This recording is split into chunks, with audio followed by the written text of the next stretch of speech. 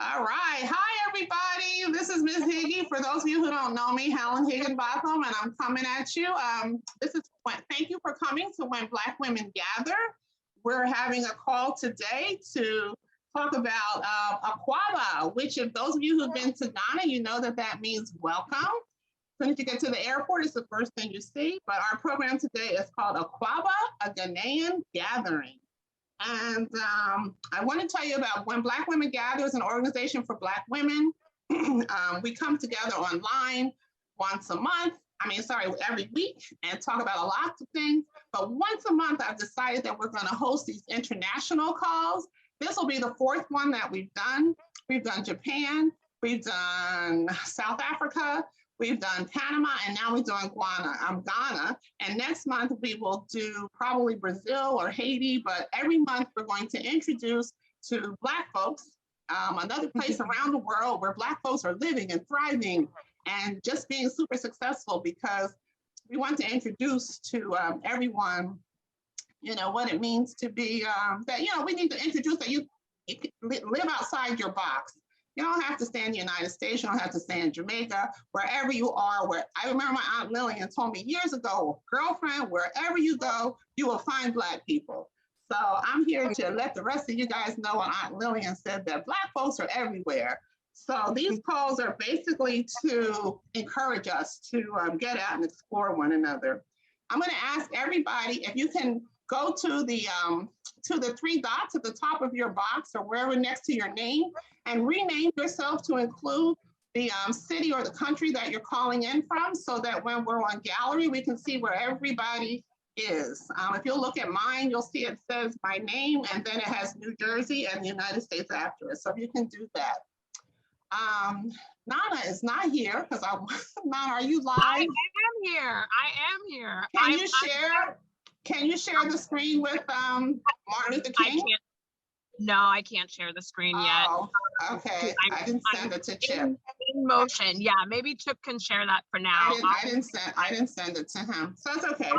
So listen, today is actually Martin Luther King's birthday. It's his real birthday. We celebrated on Monday, but his birthday is January 15th. So I think it's very commendable that we're coming together on this day in his honor. And also, in terms of Ghana, he went to Ghana in 1957, I think it is. Yes, when Kwame Nkrumah was president, he went there to be a part of that celebration. And he told, upon his return, he explained to President Nixon that he wanted, freedom for those of us in the United States, as you all had experienced on the Gold Coast. So, we are brothers and sisters in so many ways. And today we're going to share in on that experience and celebrate one another. So Nana and I will be the co-hosts for today.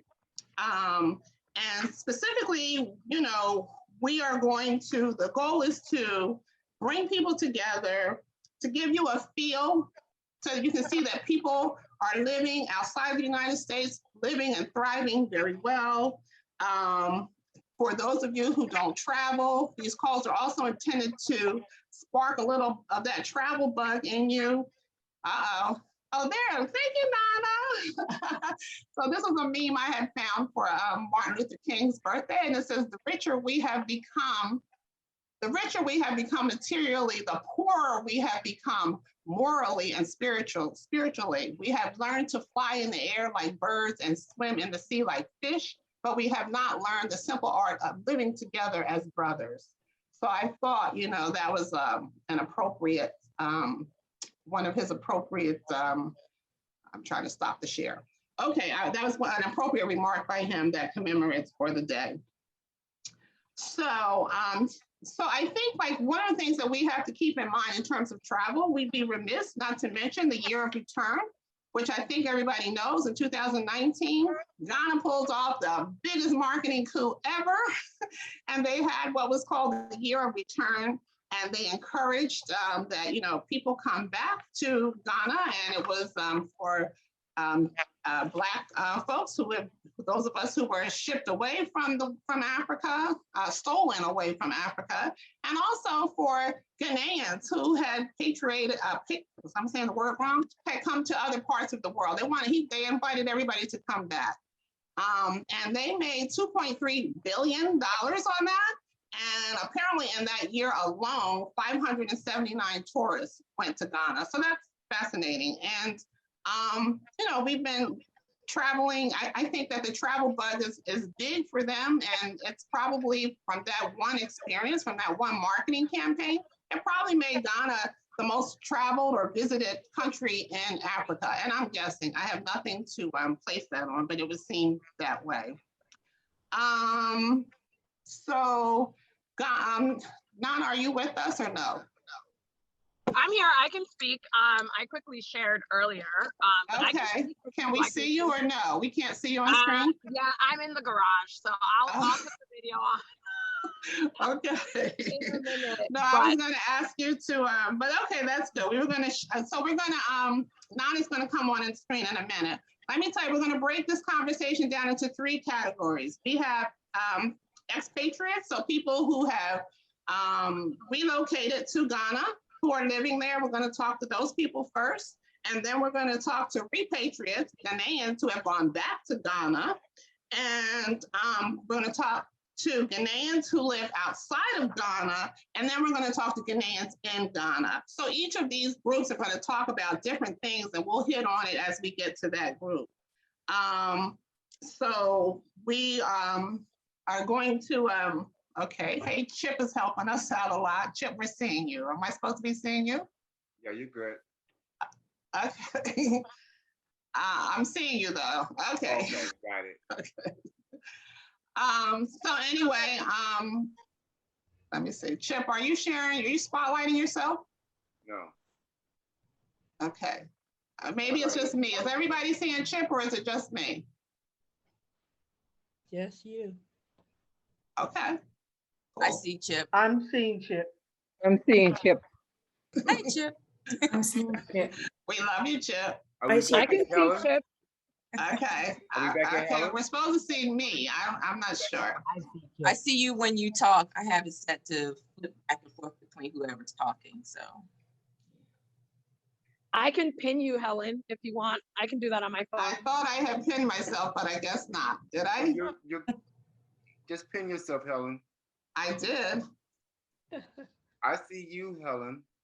Okay, I'm not sure what's happening. Okay, I'm just gonna go with the flow. I'm seeing complete, okay. That's I cool. spotlighted you. I put you on spotlight. Okay. Helen, Okay. I see you. You're big. You're I put her on spotlight because sometimes pinning changes. Yeah. Okay. All right. So, Nana, can you put yourself on spotlight so we can talk? You and I? Or are you not ready yet?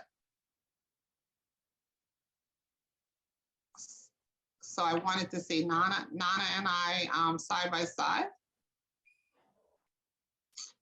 I don't know. Okay, I'm just gonna let it go. Nana doesn't have a photo up. I mean, she doesn't have her camera up. Okay, I'm just gonna talk. All right, so Nana and I are co-hosting today, and so I'm gonna tell you a little bit about me. Nana will tell you a little bit about herself and why we're here, why we're doing this, all right? So my interest in doing this conversation is that I lived in Ghana in 2014 for only 6 months, but it was an informative 6 months. And I've done a lot of traveling. I've been to 6 countries in Africa and 6 of the 7 continents. So traveling is really important to me. And this conversation is important to me because I want us to build connections and bridges between us. And that's why I'm doing this conversation. And I had so many experiences when I was there that I want to be able to share them here with you all. So that's why I'm doing it. And Nana is from Ghana, but she lives in the States. So tell us a little bit about yourself, Miss Nana. Hi, everyone. So I will say my name the right way. Oh, am I saying it wrong? No, it's the American way. Oh, okay. So I'll go ahead and say, hi, everyone. My name is Nana acronym that I do. I have many other names, but I'll keep it at that for now. And I was born in Ghana, lived there till I was almost 13, and then moved to the US in New York just about that time. And I've lived in the US ever since, but always find a way to make it back home, whether for professional things. I've tried to do research there. I've tried to take on projects, create my own projects, and then also consistently go back. My father still lives in Ghana, so I go to visit him, visit family there, and currently raising 2 kids who think they're Ghanaian and tell everybody they're Ghanaian and not American. So it's really important for me to have this conversation. I'm really looking forward to hearing from all of you, sharing my experiences, and ultimately my goal would be to move back to Ghana as well. So I'm really excited for the conversation today. Okay, cool. All right, so what we're going to do is I pinpointed a lot of folks, and I've talked to so many of you. If I don't call you, please, jump right in this conversation. But we're going to start out with, like I said, Black folks who have relocated, who have moved to Ghana. So they can be Black American, Black Jamaicans, Black Brazilians, just non-African Africans that live in Ghana. I'm going to start out with Erna. Let me say, Erna, where are you? I want to share my screen with you. Let's see, Erna.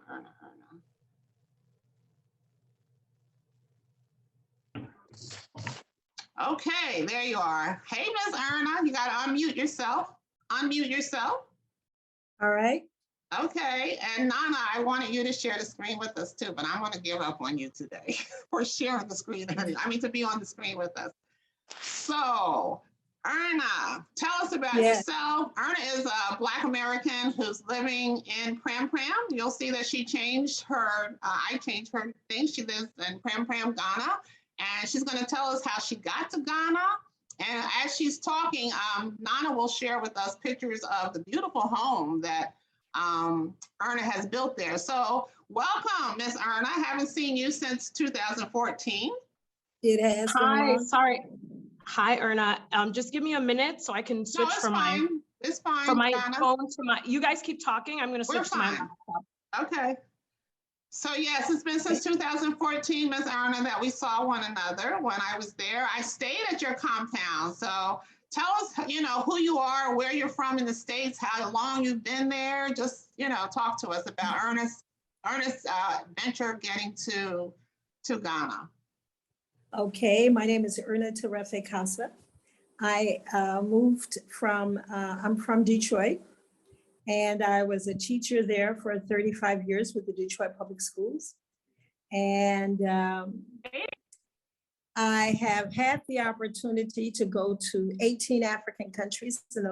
This year will be 41 years ago, I made my first trip to Africa.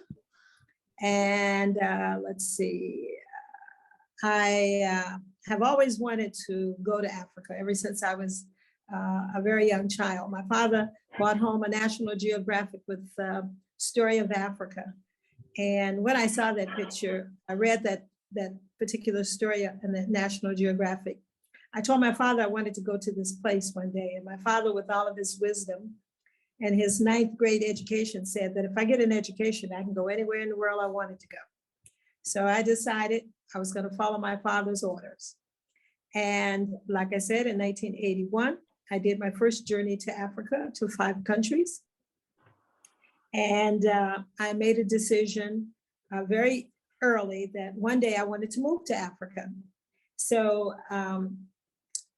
in 2000, actually in 1999, I came over again after I'd been to Africa several times. And when I was here, as the end of 1999, I came over during the Christmas break.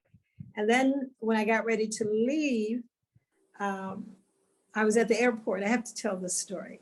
I was at the airport and I saw this tall, black, fine brother, as fine as he wanted to be. And interestingly enough, he was in the airport. It was about 6 o'clock. And around 10 o'clock when I got on the flight, who should be sitting next to me but him? And we talked from Accra all the way to New York. And I was telling him how I wanted to move to Africa.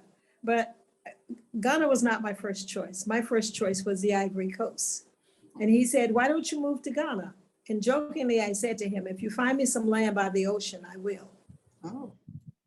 In March, he called me and told me he found some land by the ocean. I'm like, are you serious? He said, yeah. So I rushed. In April, we were having our spring break. So I rushed and bought my ticket. And I came back here in April. And they bought me out to this land in an area that's called Pram Pram, which is about an hour away from Accra. When we got out here, it was just a little sleeping fishing village. Not much was going on here. Most of what we saw out here were just basically huts 21 years ago. And, or actually 22 years ago. And I came out here and I went over to, and just weeds were almost up to my chest. That's all around me. Nothing was weed. I had two people walking in front of me and one behind me to hold the weeds back. I walked over to the ocean, and when I got over there, I looked out over the ocean and it was absolutely just beautiful. And as I was looking out over the ocean, the song by the OJs, Ship Ahoy, was blasting in my head. For those of you who know that song, Ship Ahoy, it was blasting in my head. And though I'm not a religious person, I'm a spiritual person. So I started to pray and thank the Creator for bringing me back to this particular area. And as I began to pray, some words start just flowing from my mouth, just flowing from my mouth. In my head, I was speaking English, but something else was flowing from my mouth. My mother said I got over here and started speaking in tongue. But eventually I came to the conclusion that it must have been my ancestors that I was speaking to. So wow. The land was so very beautiful. So I'd come with some money. I left a deposit and then I came back at the end of June and came out here and finished paying for the land. And that's how I ended up. And it took me 1.5 years to build my house. And then this now has been 12 years ago that I retired from Detroit Public Schools and I moved permanently. Prior to that, I was coming at least twice a year. I would come over during my breaks. I had my house built. I would come over and spend time here. And then, like I said, 12 years ago, I retired and I permanently moved here and I've been here ever since. Okay, that's beautiful. So you're retired. Would you say that most people who come there to live, how do they sustain themselves? Do they tend to be retired? Well, I would say that it's much easier if you begin to prepare yourself prior to moving here. Actually, I worked 2 jobs, sometimes 3, for 10 years prior to planning. Yes. Excuse me one second. Sally Ann, can I bring you on to this conversation? Sally Ann, I know you're on the call. Do you mind? Hi, this is Sally Ann. I'm going to add you to our call. If you don't mind, turn on your camera. Hi. Okay, did you turn it on? Yes, it is on. Okay, somebody, if you can help me. I don't know who my co-hosts are today. Nana, I don't see my other folks. Sally Ann, I want to bring her on to camera. Why don't I see it? I think a lot of them are out because they're doing the Founders Day stuff. Okay, let me bring Sally Ann. Okay, there, Sally Ann. Brenda Joyce, is Brenda on this call? I'm trying to think of people I know who were supposed to be on this call who lived there for a while. I'm not seeing Brenda. Okay, she has signed in. Anyway, sorry to cut you off, Erna, but Sally Ann, can you quickly tell us who you are and how long you lived in Ghana and where you're from? Okay, my name is Sally Ann Gomez. I am originally from Trinidad, but I always say I'm Ghanaian. I live right now in Lake Wales, Florida. My husband just retired from Howard University. Yes. Yeah, I have my Howard. So he just retired. So we relocated. So basically, I have lived in Ghana since 2007, on and off. Like I had business in Trinidad, so I was doing business in Trinidad and in Ghana. And at the time, I was my colleague and like sister Anne-Marie De Silva, who has passed and is buried in Ghana. We went to Ghana and we met Helen, and we also met at the same time Brenda, my beautiful sister Brenda, and Ambassador Bennett. Yeah. So we were part of the girls brigade in Ghana Airport. But anyways, you must tell them the business that you were in, because I think it would fascinate people. Well, because Trinidad and Tobago is a gas producing country, we were encouraged by our previous chairman of a board who has also passed. He encouraged us in 2004 to go to Ghana and to encourage the Ghanaian government to look into the oil and gas industry in an earnest way, instead of the way in which they were doing it. And I will always remember we were passing along Cape Coast on the road. We went to see one of our chiefs, Neigate, and he was telling us, oh, these stupid people, they think they got gas, they think they got oil, they have nothing. And we are telling him, no, there is so much here.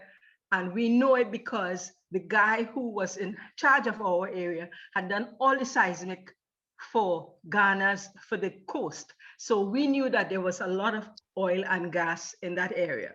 So fast forward, we decided that we wanted to do something like we have in Trinidad. We have a gas complex, but we have 25 factories basically doing different things: ammonia, urea, methanol. And then we then decided that we wanted to do methanol, because the guy who was in charge of the methanol plant decided to come on board with us. Unfortunately, Henry passed in 2015, and we couldn't get on because it took us 8 years before we actually got the sign off to get the gas. So now that we've gotten the gas, our next project is to get that going. And the government has since gone ahead using our model, because what they've done is they've made a complex, and eventually all the different, there'll be a gas hub and all factories and stuff like that producing ammonia, urea, methanol will be on that complex. And that's where I'm hoping to be this year. Okay. So that's just interesting. Women over there and doing that type of work. Who would think it? So yeah. So Nana, can you show us, please, Erna's beautiful, beautiful home that she's built in Prem Prem?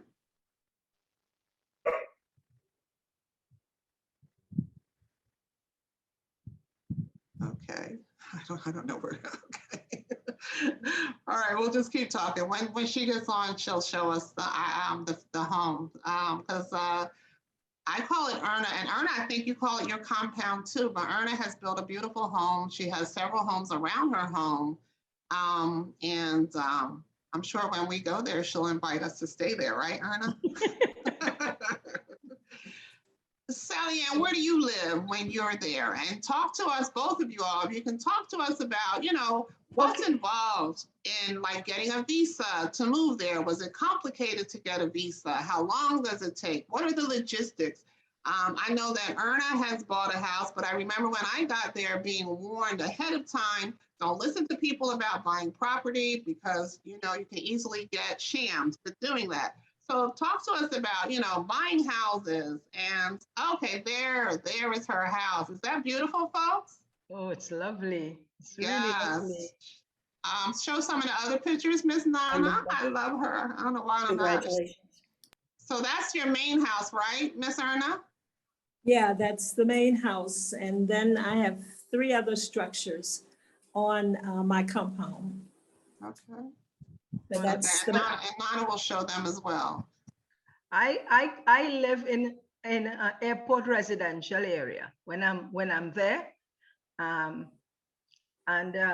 office is also in airport residential area. So we, you know, even though I'm not in the I'm not in Ghana at this time, our office is still open. We've got, you know, I've got people out there, but our most important thing right now is getting the project started. And I'm praying God that it will be done this year. Okay. Beautiful. But Beautiful. it is for Caribbean people, for most of the people from the Caribbean, you are allowed, you don't need a visa for some of the islands, from like Trinidad, Jamaica, I think Barbados, you know, you don't need a visa to go to Ghana anymore. But Trinidad was the first country because President Kufuor in 2004, when he went, he negotiated and got that free access between Trinidad and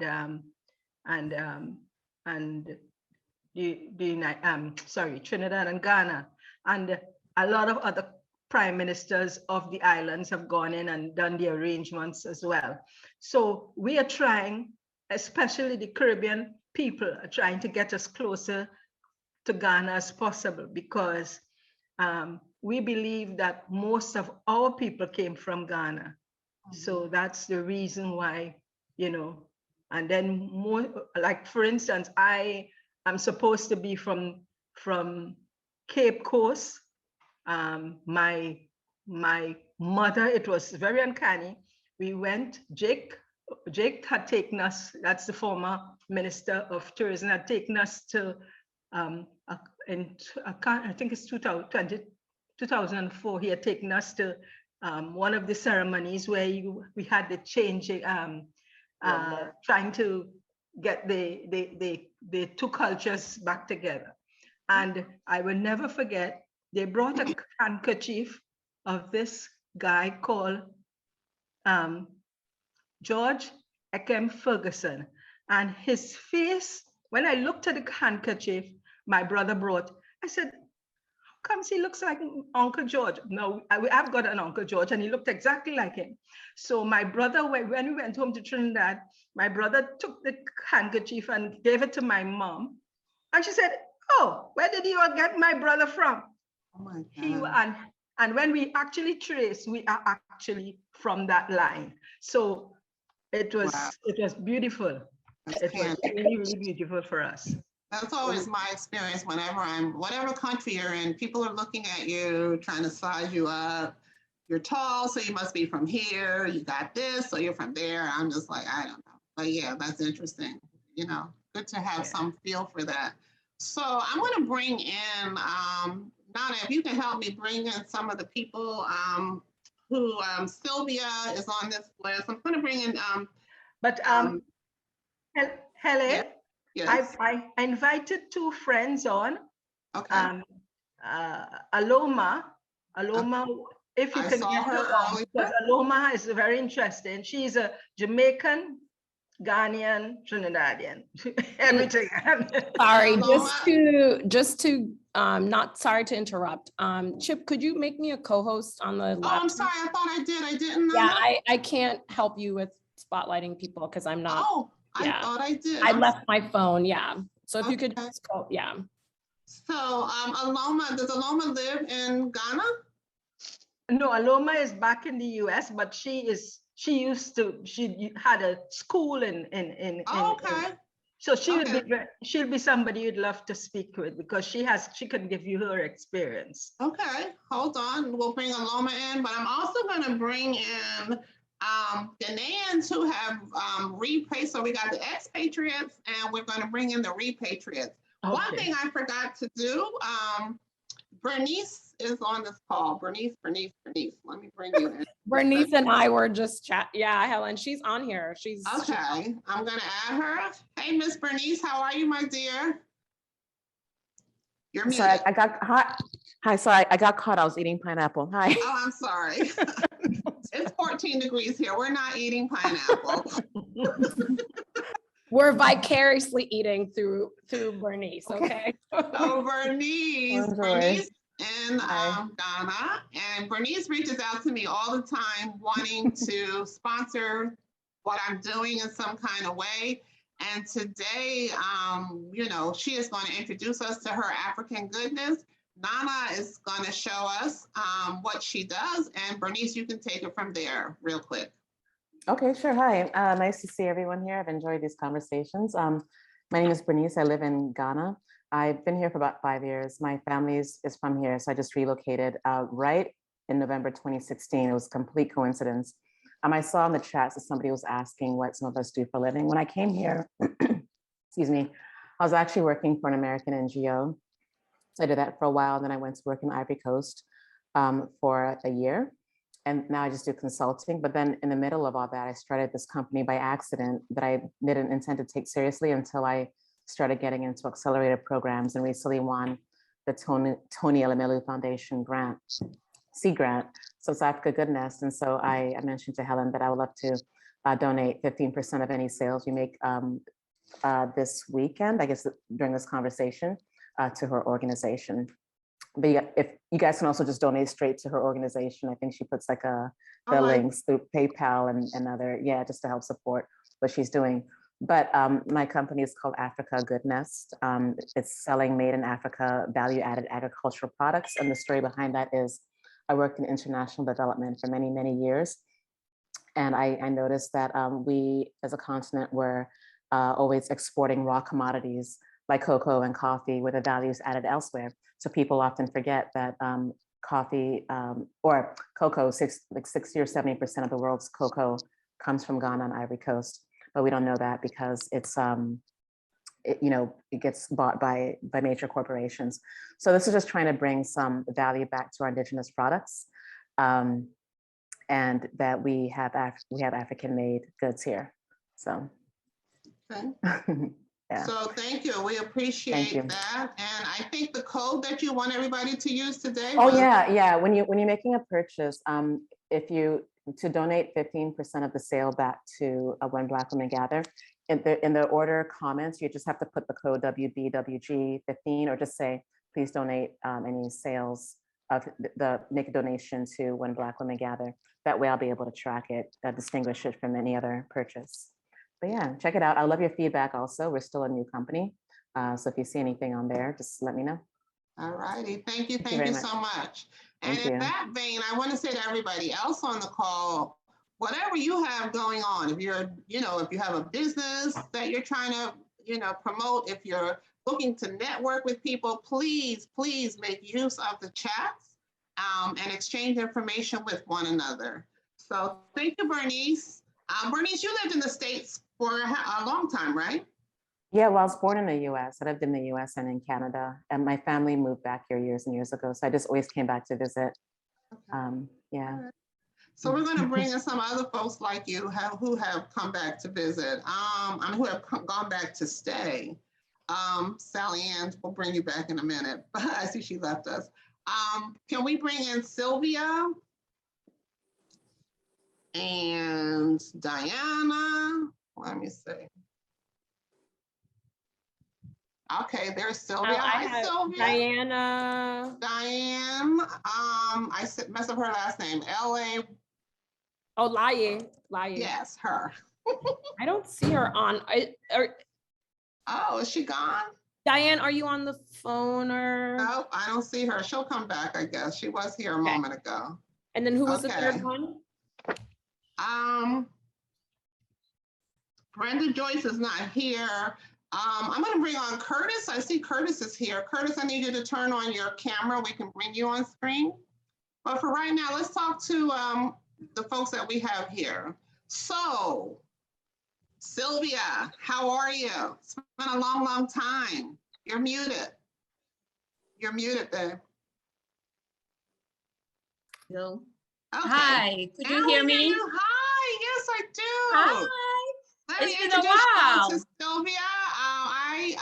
When I went to Ghana, I didn't know a lot of people. First of all, let me say I met a lot of Americans, and Erna and some of you, Sally Ann, you guys can talk about AAAG.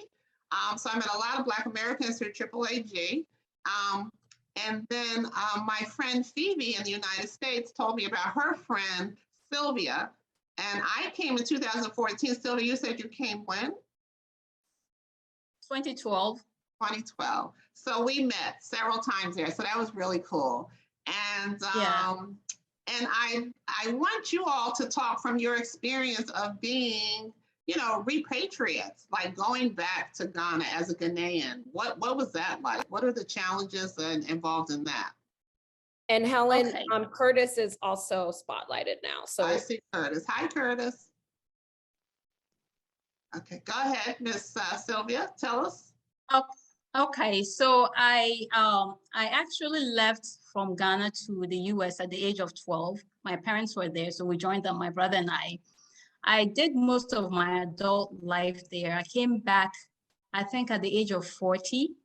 And coming back, although I'm Ghanaian, I think what my mom did for us that was really great was that when we got home, while we're living in the US, when we got home from school, we were not allowed to speak English. We had to speak our local dialect at home. So she used to say, when you get here, you're in Ghana. And then when you go out there, you're in US. So relocating back, I could actually speak one of the many dialects that we have here in Ghana, which is Chi. So that really helped me in assimilating and, you know, getting back in my groove, as if I never left.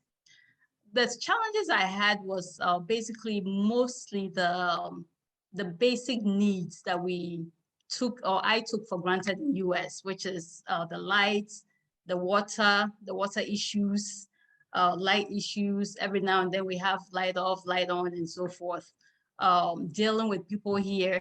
So what I actually did, in order for me to assimilate fully, I took a job with a private company and I worked with them for 5 years. And during that 5 years, it was an opportunity for me to learn back the system, because I had gone so far, so long, that I didn't even know how the system works anymore. So taking a job here for 5 years really helped me to kind of sort of get a feeling of how to deal with people here, how, even if I want to start a business, what do I do? Where do I go? How does it work here? If people are buying things, do they buy on credit? Do they pay cash? How does the whole thing work? So I did that for 5 years and it helped me a lot. So after 5 years, I decided to venture into my own company. I started a shea butter business, which I'm running now. I do a lot of exports, and also I sell some here in Ghana. And so far it's going well.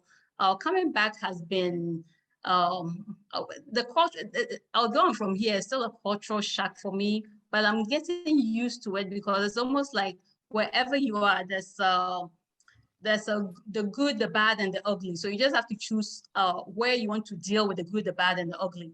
And for me, I moved here because my husband wanted to move here. He's a lawyer. That's where he went to school, and he's happy here. He's got a good job here. And so for me, this is it for me. Him and the kids moving first, and they love Ghana.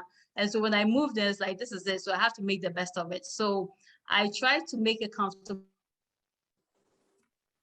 for myself, and that's what my own business has. What happened? No, it froze, but you're back. You're back. Yeah. And starting my own business and working at my own time and on my own comfort zone and what have you, that's like an icing to the cake. So I'm starting to understand the system and appreciate the area where I am now.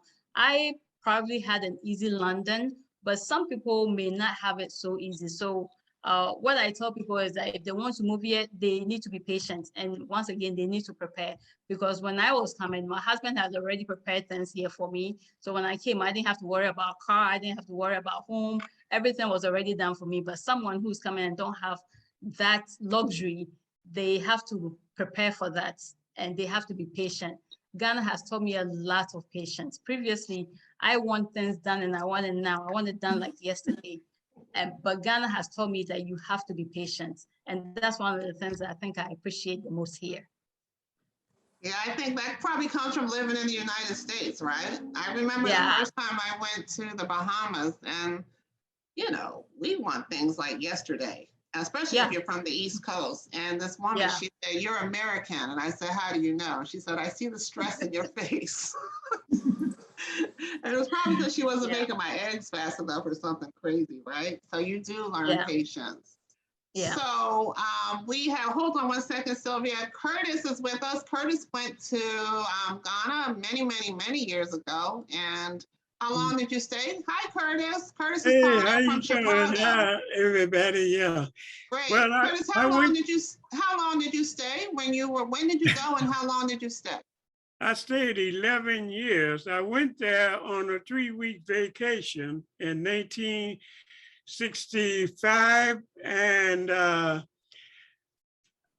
stayed there. I remained 11 years. Now, how that happened was, you know, that was during the Cultural Revolution and freedom fighters and so forth. And I had just been I had recently left the Army. I'm a Korean War veteran. And so I decided that I'll go and join the freedom fighters. I mean, that's what some of us Afro-Americans was doing. You know, we answered a call, Kwame Nkrumah, and his call was to invite Afro-Americans to come to return to Africa. So that was the first year of return. That was the original year of return. No, that was in 1965. Oh, okay. So I answered that call. And once you are there, you can contribute any way, you know, that you're capable. If you're an educator, you could teach people how to be a soldier. You know, there were so many different avenues open for you. So, and about 5 months after I arrived there was an overthrow of the government. So that meant Nkrumah was out of, you know, power. So we had a choice as an uneducated. When I say uneducated, I mean, you know, I didn't have any papers, no degrees or anything. I could draw and paint. Well, you know, it wasn't anything. You have to have a degree in order to teach art, as you know, in any place. So I'm trying to cut this short. And so my thing was, I was told, I said, well, you can stay as long as you want. You don't have to acknowledge the new government. Now, some of the educators that was there and expatriates who were hired by the Nkrumah government, that meant that they would have to denounce Nkrumahnists. And some chose to not do that. And they, you know, went to another different country. Now, I wrote about that in my book, which is called My Sankofa. You can find it on Amazon. And so anyway, I decided to stick around. And I couldn't work any job. Now, this is important, I know. I couldn't work any job that a Ghanaian is capable of doing. You know, like a regular. I was a porter here. That's interesting. Let me ask the folks who are still there, Sylvia and Erna, is that still the case? Can non-Ghanaians come in and take work that Ghanaians are capable of doing? It depends on the company. Sorry. It depends on the company or the field that he's working in. I haven't experienced that. I haven't heard of that. What have you found for that, Erna? Because you do some job training over there, don't you? I've done, we had a program here where where I had a master plumber to come in and to train some of the plumbers who are already here to update their skills. We also had a couple of young people from Detroit who came in who were into the solar field, who came over and did some training. Oh, these bitches got to take the solar panels everything. They got niggas from Detroit coming over there too. Excuse me, who is that? Oh, that's you not motherfuckers muted? is about to have money. Whoa, But not whoa. in America. Okay, wait. Who is that that's not muted? Because you're talking and we hear everything you just said. I'm not sure who that was, but you really need to mute. Okay, go ahead. I'm sorry about that. So we've had several people to come in and do some training around here. I have not, when I first arrived over here, I actually went to the Ministry of Tourism to do volunteer work in my area, in the area of education. I have a master's degree in education. I had worked 35 years, but they never called me to come in, and I was volunteering. So I actually did some things on my own up at the school in my area. You know, we've donated different school supplies and things like that. And like I said, we've had several groups. I set up a program that's called Ambitious Girls, where we have girls from the community, my community, that come in and work together with a group of girls from Arkansas. And we were in the process of setting up an exchange program just before COVID hit. But what about the question about, so Sylvia said that it depends upon the skill set, whether or not a non-Ghanaian can do a job? Because I think some of the people who are on this call who may be considering coming there, is it more important for them to come with their own, you know, with their own business plan that they want to start? Right. Should they come looking for a job? I would say that there is a job shortage here, right here, among the Ghanaians here. So I would say that anyone who's interested in coming, it would be really probably to their best interest if they would prepare to start trying to do some kind of business here. Now, I set up a list of business possibilities some years ago, which still stands to be utilized, of possible business opportunities here. And I think it's very easy for us, it would be very easy for us to come in as diasporas, to come in and set up business here. I think our biggest challenge is that we have a difficult time in terms of working together. But you find the Lebanese, the Chinese, and all the other Lebanese and the Indians, they all come in and they work together. But I think our biggest challenge is coming in and working together. And if we can come in and work together, there are endless possibilities that can be done here. There's just so very much that can be done and need to be done.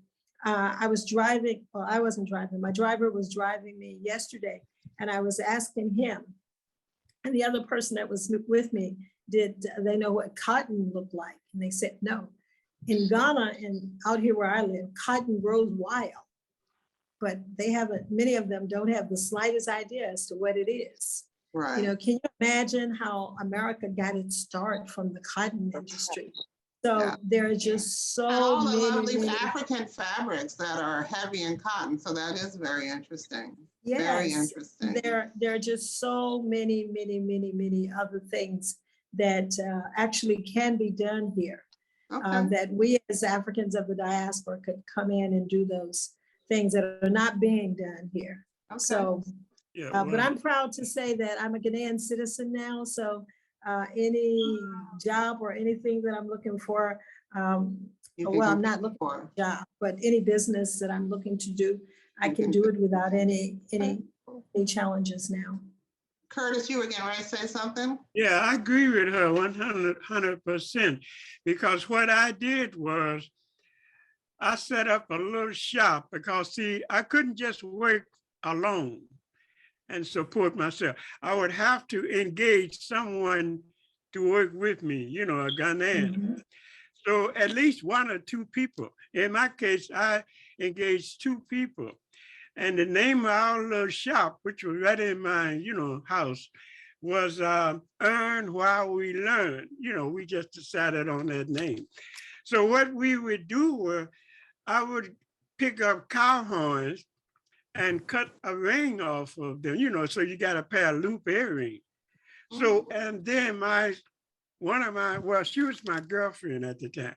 So she would take we would take a hot needle and scissor a hole in it, and she would take one of her hooks, you know, from one of her earrings. And then she said, oh, look, we got a pair of earrings. So we start mass producing them, you know, at 111. Right. And people start buying them.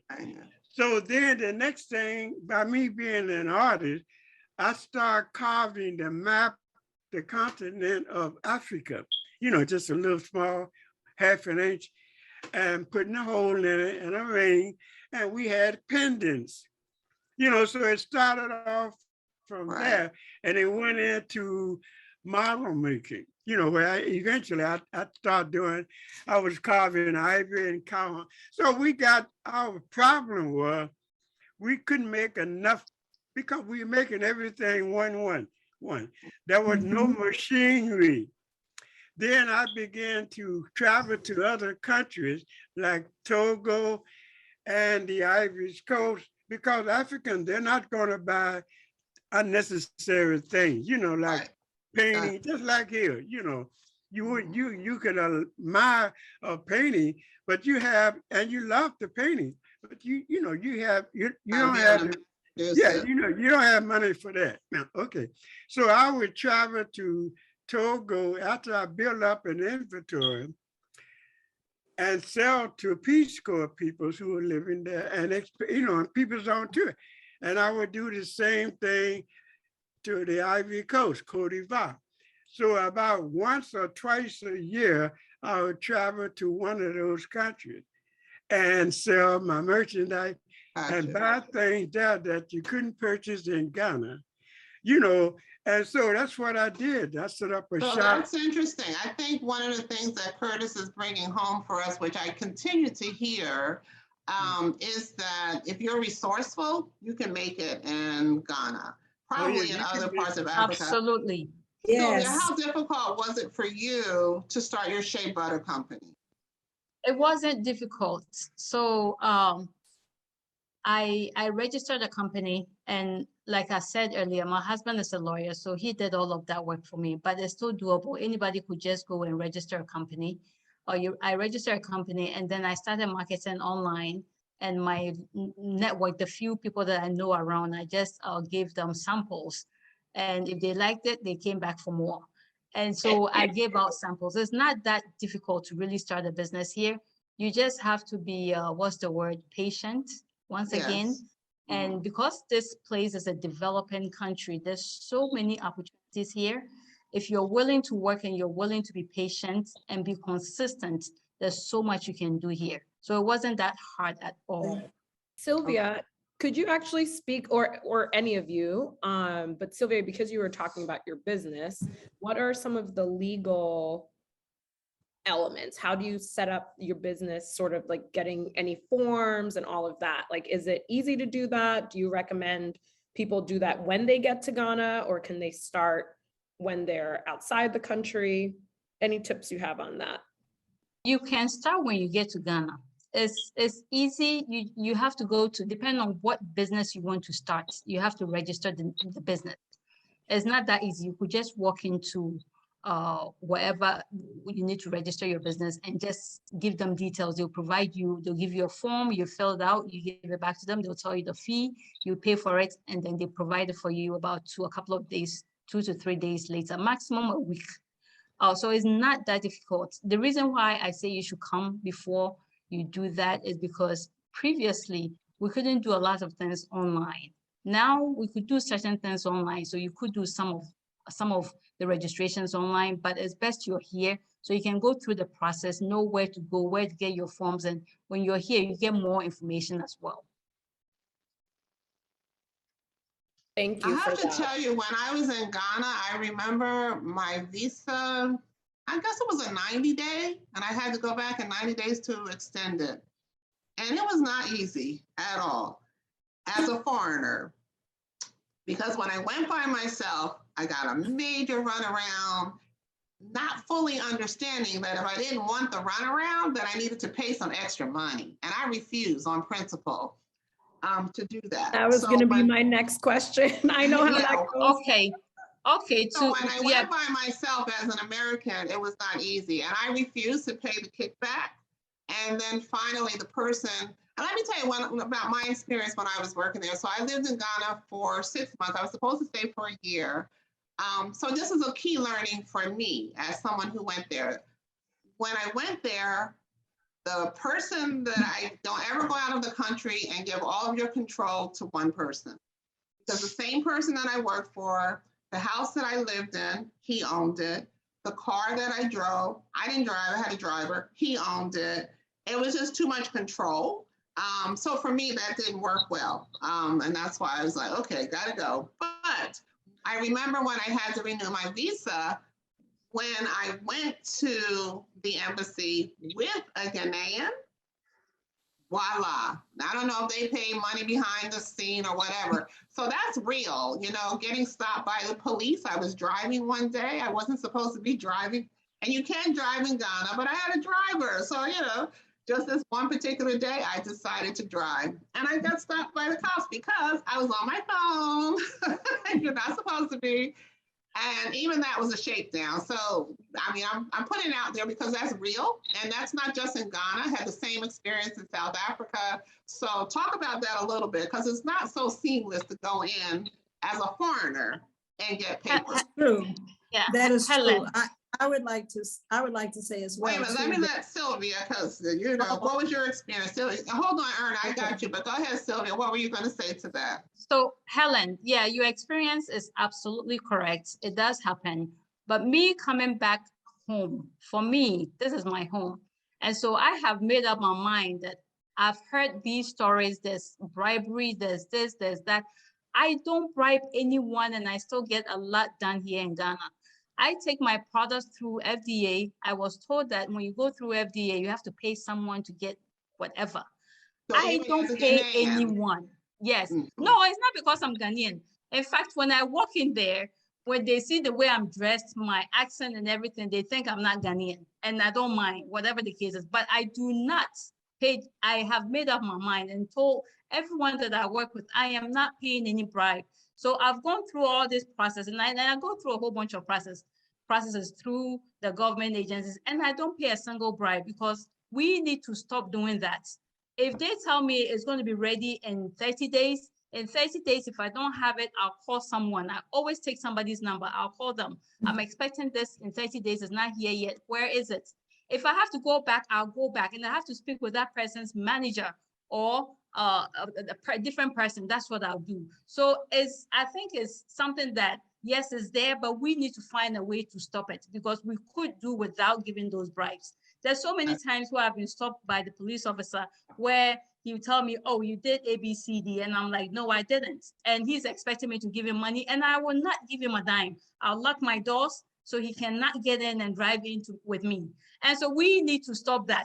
My mom tells them she'll go with them to the police station. They can go with her to the police. Yeah. And I lock my door so they cannot even enter my car. So it's something that we need to stop doing, period, because everybody's expecting, yes, we need to pay bribe. When you go here, you need to pay this. No, you shouldn't. I've been here. I've been through this business for the past 4 years. I've been through registration, going through FDA to get my certifications, going through GSA, and all of that. I didn't pay a dime, but the fees that I'm required to pay with receipts. Well, I'm glad to hear that it's not solely a foreign experience that they all, but I should have known that, because I remember my driver got stopped one night, and I felt sorry for him, because the reality is that the police officers aren't making a lot of money. So, but they're shaking down people who also aren't making a lot of money. So it was just really a bizarre situation there. And I guess we have shakedowns here in the United States, but we don't call it a shakedown. Like, what is it? But yeah, so that was interesting. So I have a comment. Go ahead. Who is that? It's Darlene Walker. Hey, Darlene. Hi. So I have been traveling to Ghana since 1991, and when I established my organization, Prepare International Inc., I also established relationships with the ambassadors of the countries that I was traveling to. And I was able to, during those years, I was able to get a visa. First time 3 years, and the next time 5 years. So I didn't have the visa experience that I've heard during this conversation, but I do know that once entering into Ghana and wanting to go to another country that I didn't have a visa for, it was very difficult. Mm. And, Yeah, it's a challenge. additionally, when you talk about bribe, I'm with Sylvia. I think it was Sylvia that was speaking previously. Yes. After traveling there for so many years, I absolutely refused to allow them to bribe me. They tried, but I would not give money. And I started carrying a cell phone with me. And I would call my friend, who at the time was the ambassador Ghana. I would call her and I would say, I'm out here, it's 7 of us and we're in the process of, being taken somewhere. They wanted to take our van and take us somewhere. And it stopped right away, immediately. But everybody doesn't have the luxury of having some kind of support. But Right. we have to stop allowing ourselves to be bribed. We have to just stop it. Well, that's easier said than done, right? Yeah, So let's be clear. No, Only darling. to a degree. Let me finish. Clear. If you're there as a visitor and you don't know, and that's why we're having these conversations, so that you will know these are the kinds of things. This is one of the things that you can expect to happen, and not just in Ghana. Trust me, I've had it happen. It's everywhere. Had it happen it's every in South country that I've Africa, traveled to. and it's I've been to supposedly Ghana, Togo, Benin, but Cote d'Ivoire. I've been to all the countries. Okay, hold on, darling. All of them. So, and nobody, we're not doing Nigeria today, but from what I understand, it's like beyond criminal in Nigeria. So I'm just saying, we're not pointing out, we're just talking about Ghana right now, but it's a problem across the board. Can I share something? Go. Yeah, I just want to share something. Being born in Ghana. Okay, let me bring in, I'm going to bring you in, that's Kojo, right? Yes, this Kojo. Okay, I'm going to bring in the people on this call who are Ghanaian, who live in the States. So Kojo is one. Go ahead, Kojo. I'm going to bring you on screen. Are you talking to me? No, Kojo. Kojo. Go ahead, Kojo. There you are. Hi, Kojo. Oh, okay, right. Hey, hi, everyone. So, being born in Ghana, growing up in Ghana, I would say in the 70s and in the early 80s, this wasn't the situation. Bribery wasn't, as rampant as we see it today. So I don't want us to think that it's it's now become a cultural thing, but initially, Ghanaians were, they were not like that at all. Right. Yeah. Economic situations and hard times made Ghanaians what they are today. Okay. And I think, when you get paid, and most workers in Ghana, especially government workers, get paid on a monthly basis. If you get paid and after a week, even before the week ends, your salary is gone. What do you do? And that's when they tend to take bribes, and it gradually became the norm after time. But I just want us to remember that, it wasn't the norm. I mean, it was a totally foreign practice to us. In the 70s, I was born in the 70s, so I was a little kid then. I remember 70s and the early 80s, it was nothing like that.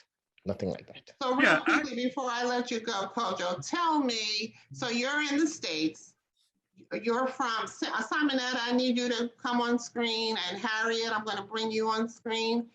So if you all can turn Helen, you said Simonetta and who? And Harriet. Harriet, Brown. okay, I'll get it.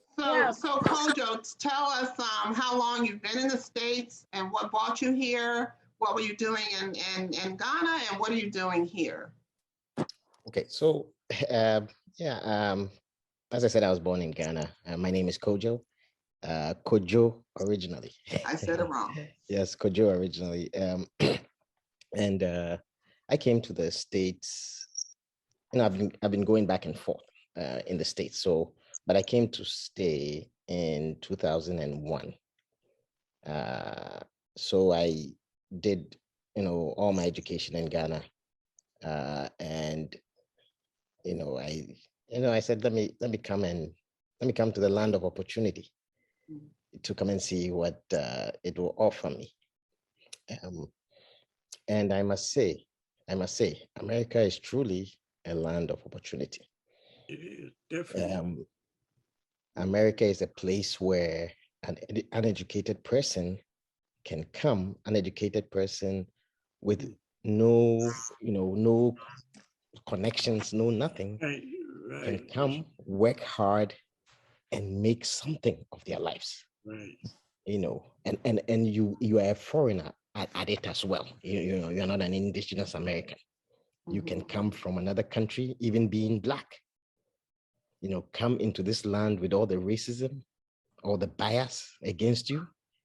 You can come and make something of your life.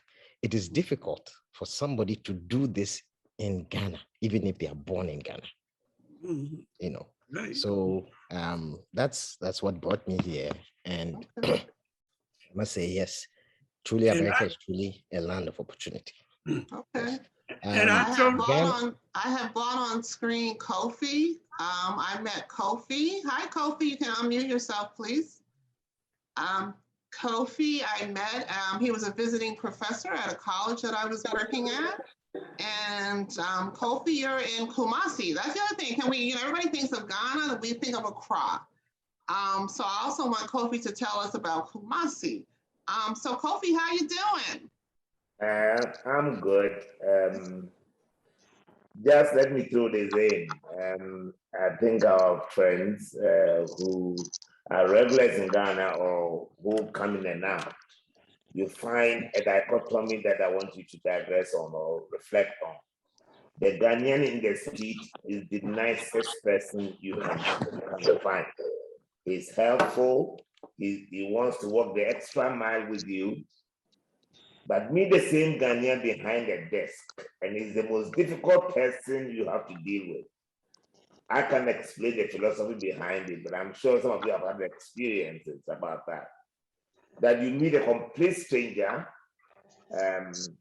not officialdom, and he's helpful. He's helpful. They are friendly, they are warm, they want to walk you where you're going, they want to show you places, even when you don't need that. But meet the same person behind the desk, and he's the most difficult. I don't know how I can explain that. But anyway, I live in Kumasi, which is the cultural capital of Ghana, because the big man is here, the Ashanti king is the there. Ashanti people are there. It's beautiful. Yes.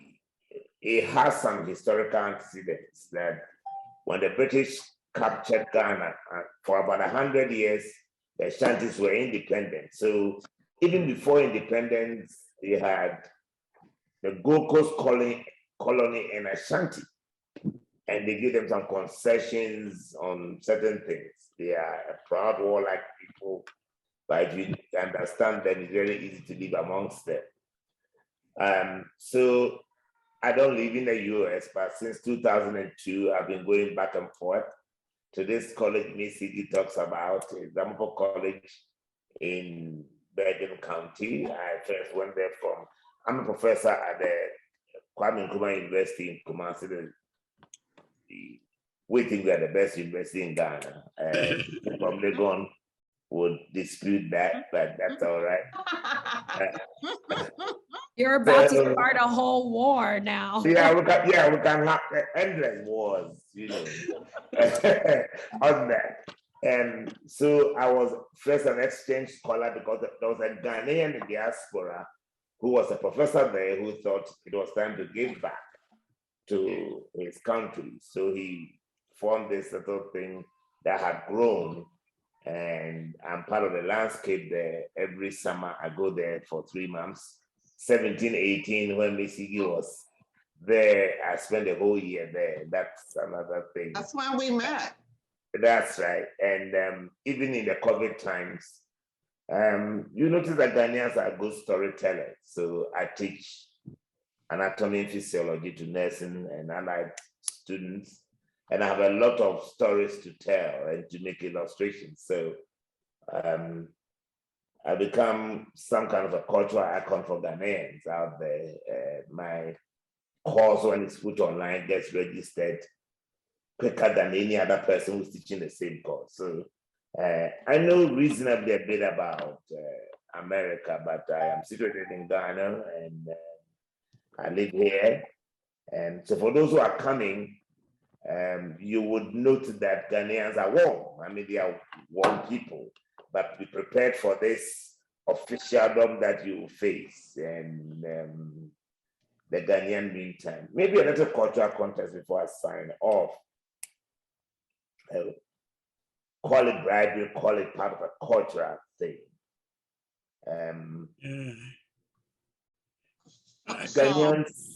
Ghanaians want to show appreciation for things they have done, and it becomes part of the fabric to say, so he does something for you, he wants an appreciation, whether before or after, and you need to navigate that fine line. People would say, oh, well, it's all right if he has done the thing and I want to show appreciation. It's all part of the same amorphous thing about bribery. And it is good to hear Sylvia talk about it. And after a while, they leave you alone. They know that you are a certain fabric. Yes, I have worked here for 40 years and I have some kind of a firm reputation.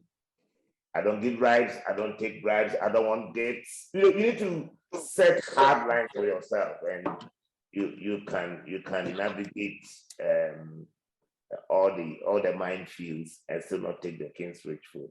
So welcome, I'm happy to be here, privileged, and thank you, Mrs. again for inviting me. I'm always available. Thank you so much for coming.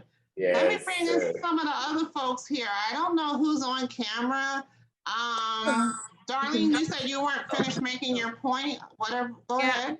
And Simonetta and Harriet were not on camera. I asked them to. Yeah, I'm so sorry. So I'm on my mobile phone, and for some reason, I can't get the settings to get my camera to show. So I'm so sorry. Harriet or Simonetta? That's Simonetta speaking. Yeah. Oh, hi, Simonetta. So tell us who. Oh man. So I represent the children of the Ghanaian immigrants that come here, right? That are essentially you're in the States, right? Yeah, so I'm in the States. I'm in, the DMV area, so DC, Maryland, and Virginia. I was born in Odessa, Ukraine in the late 80s to Ghanaian immigrant parents that were studying in the Ukraine for about 9 years at the time. And then from Ukraine, we moved to Ghana when I was, I think, probably like 2. So I lived in Ghana from ages 2 to 5.5. And then we emigrated to the US when I was 5, going on 6. And since then, I've been in the US. But my parents have really tried in their own way to sort of socialize me in the Ghanaian culture. I think a lot of Ghanaian immigrants that come sort of expect that their children will pick up the culture through a sort of osmosis, by living in it, by, socializing with other Ghanaians. Immediately you'll get it. But it's a whole different thing when you're competing with that socialization with the greater and larger American culture.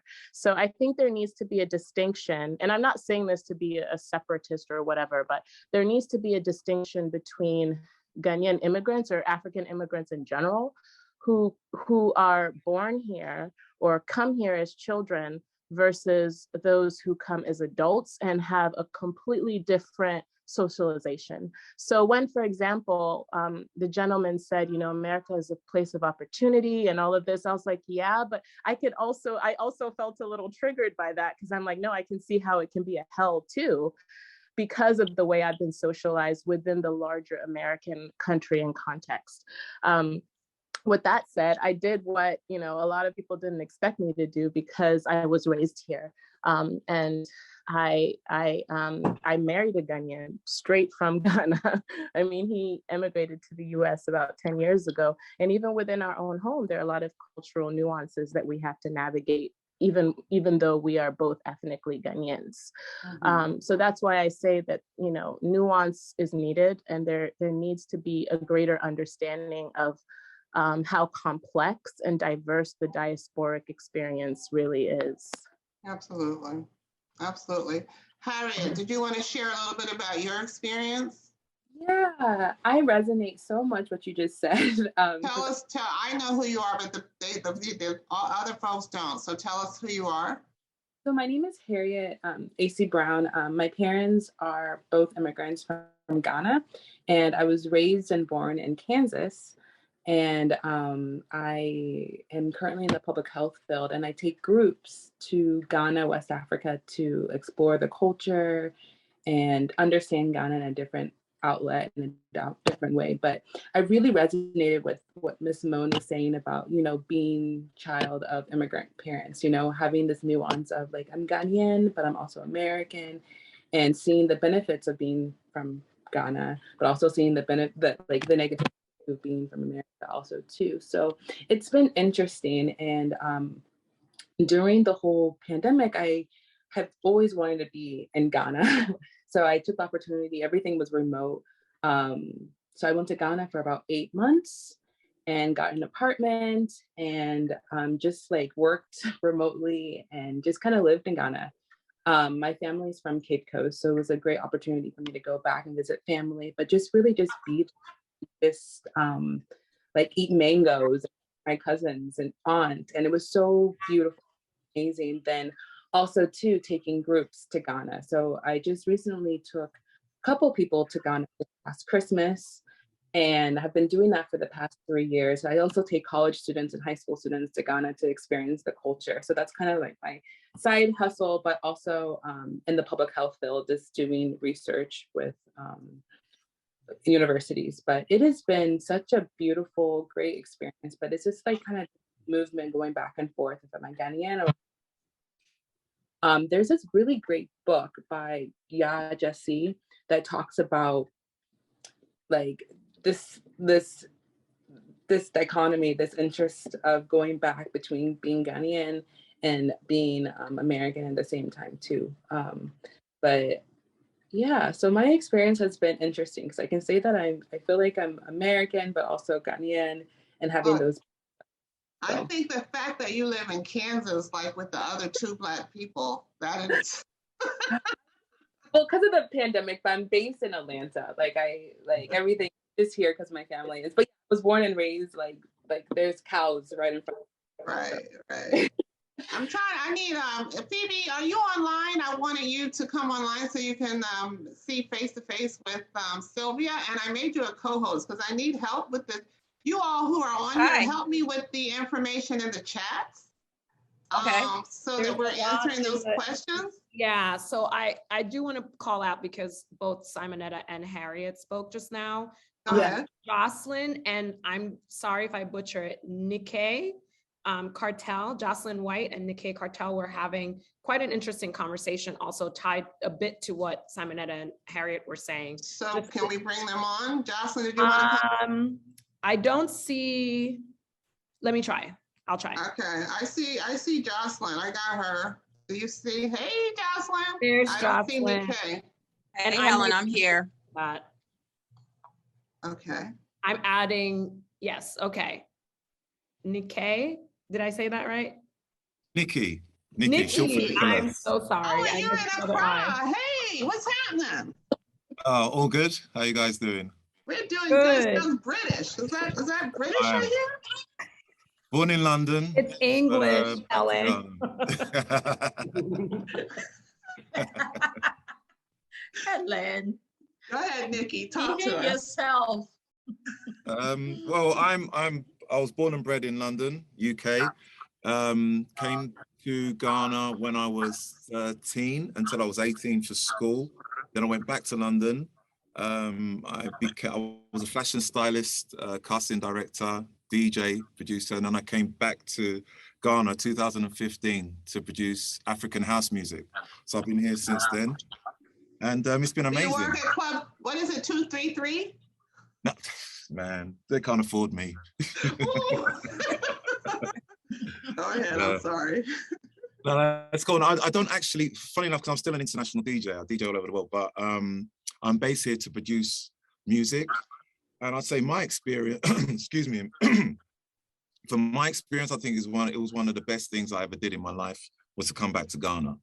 You know, amazing food, amazing weather, peaceful. There's no glass ceiling here. My color is not a barrier to entry into anything. It's absolutely amazing. But somebody touched on it before. The one thing that you really need to have when you come here is patience. You can't survive here.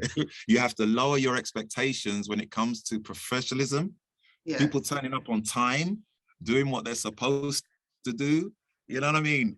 Once you can understand that and navigate that, I'm saying this place is a place of opportunity. I mean, I heard somebody else saying about how America, if you work hard and blah, blah, blah, you can make, my friend, anywhere in the world that happens. Yes. If you work hard and you've got a good idea, anywhere in the world, because foreigners come here and they make a lot of money, and I see it every single day.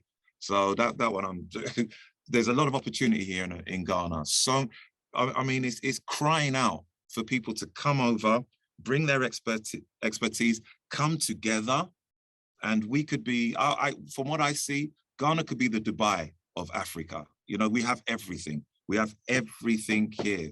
It's just people who are in certain positions not doing what they should do. But, you know, I think more of us need to come over and, like I say, put ourselves together, collaborate. I mean, this place could be amazing in a very short space of time. In a very short space of time.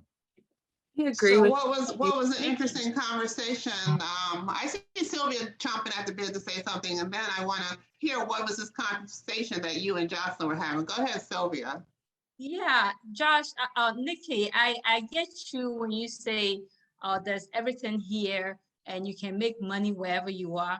I get that, and I feel the same way. But I've realized, or I've noticed that the people that are coming in, like you and I, we've traveled outside, we're enlightened, we see certain things that they don't see.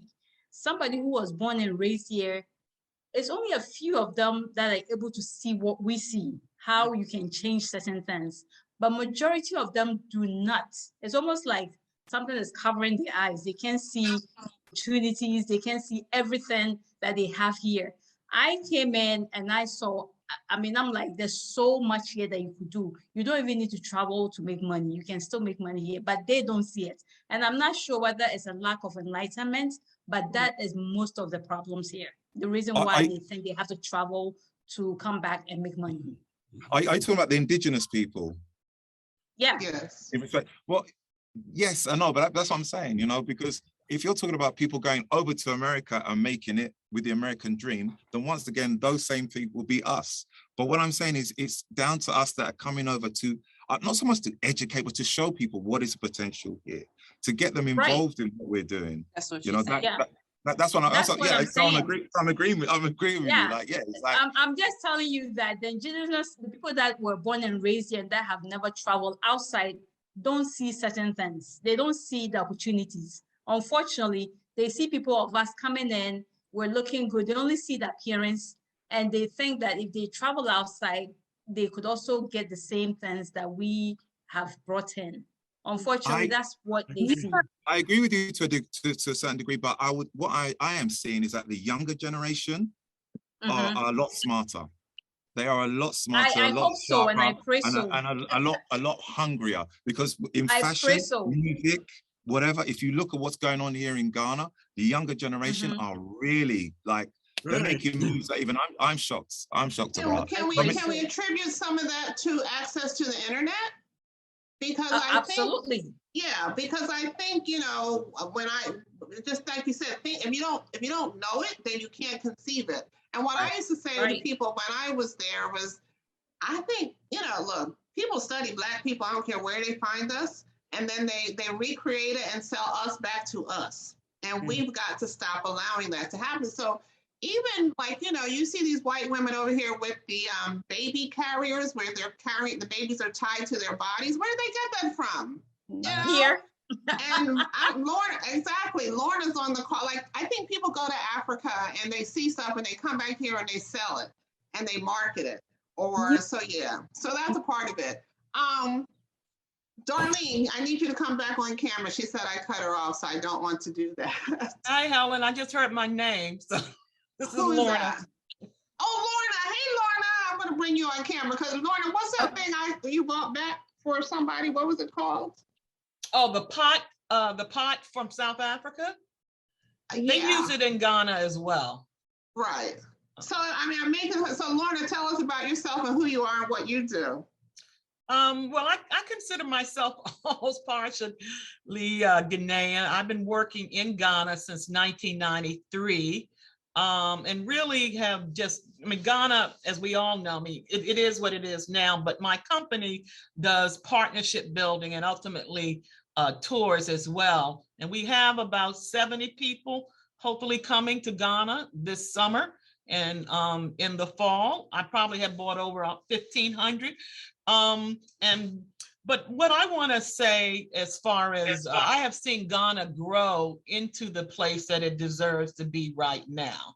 I'm actually on my way shipping from and helping a church to be connected. And I know people, you know, Omicron's going to be here. So if you don't get out and experience into what I consider one of the safest places in Africa, then you might as well just keep your butt home, you know. But I really admire, I have a number of friends who are quote unquote American born who have become Ghanaian citizens. And I just really admire all of you who are taking that leap to be both connected in the country as well as, you know, continuing your US citizenship. I'm very much involved in sister cities, and we have most of our sister cities with Ghana.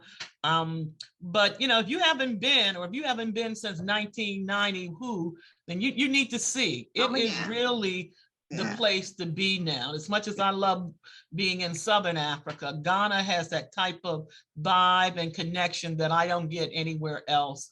So wait, I have a question. Mm-hmm.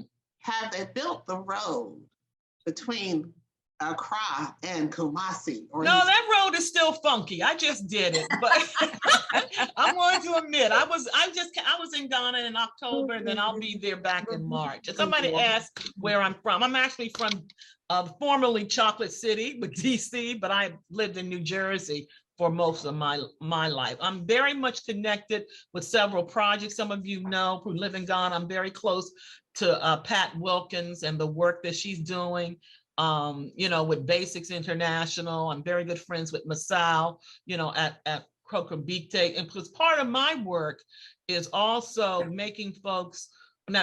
introducing folks to Ghana, but also to see where our folks who are from the diaspora have also made inroads. I think that's a great balance. So the church I'm working with out of Brooklyn, everybody's from the West Indies.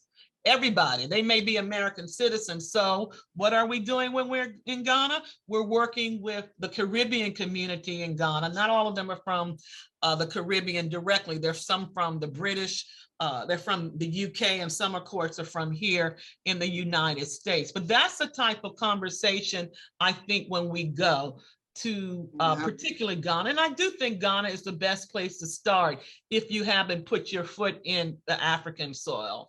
Well, I have to tell you, my first country, I disagree. My first country, I do. Which one did you choose? My first country was Egypt.